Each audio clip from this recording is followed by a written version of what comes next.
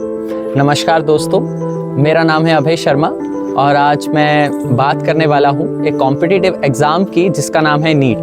कि आखिर ऐसा क्या हो गया कि देश में बहुत सारे लोग इस नीट एग्ज़ाम की बात करने लगे।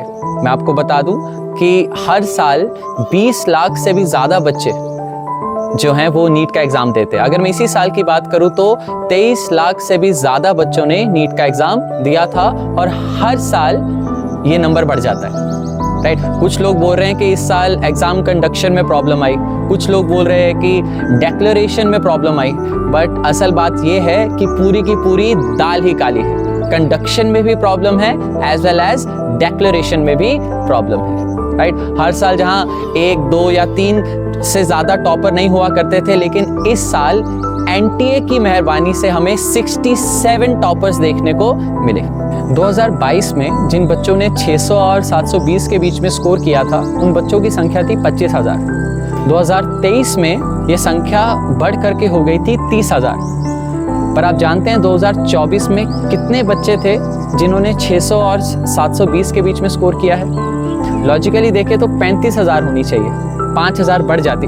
मैक्सिमम 40,000 अगर हम एज्यूम कर ले कि पेपर आसान आया था, जो कि कुछ बच्चे कह भी रहे हैं, राइट। लेकिन आपको जान के बड़ा शॉकिंग लगेगा, इस साल 600 और 720 के बीच में स्कोर करने वालों की संख्या जो है वो है 80,000, जो कि 40,000 होनी चाहिए थी मैक्सिमम।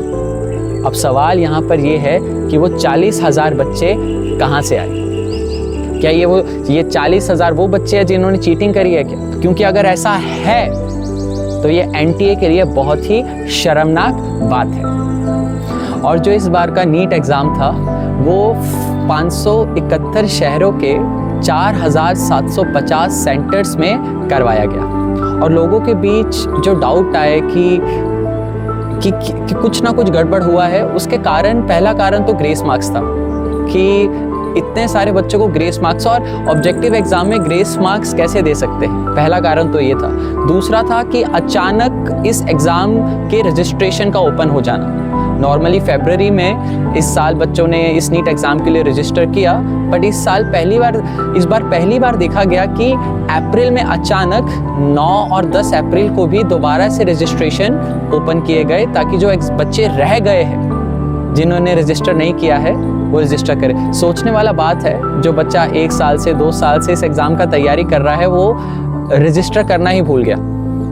इसलिए उन बच्चों के लिए एनटीए ने यही कहा कि बहुत बच्चों का रजिस्ट्रेशन नहीं हो पाया, तो उन्हीं बच्चों की रिक्वेस्ट आई है, so that is why we are opening the registration again. तो ये भी डाउट करने वाली बात है।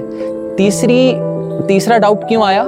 क्योंकि 67 बच्चों का टॉप कर लेना। मैं आपको बता दूं, ये मैं बार बार क्यों बोल रहा हूं, बिकॉज पिछले साल 2 बच्चों के 720 में से 720 नंबर आए थे, 2 टॉपर्स थे, और एक साल में एक साथ वो जो टॉपर है वो नंबर सीधा 67 आ जाना, ये कहीं ना कहीं हमारे मन में शंका पैदा करता है, राइट।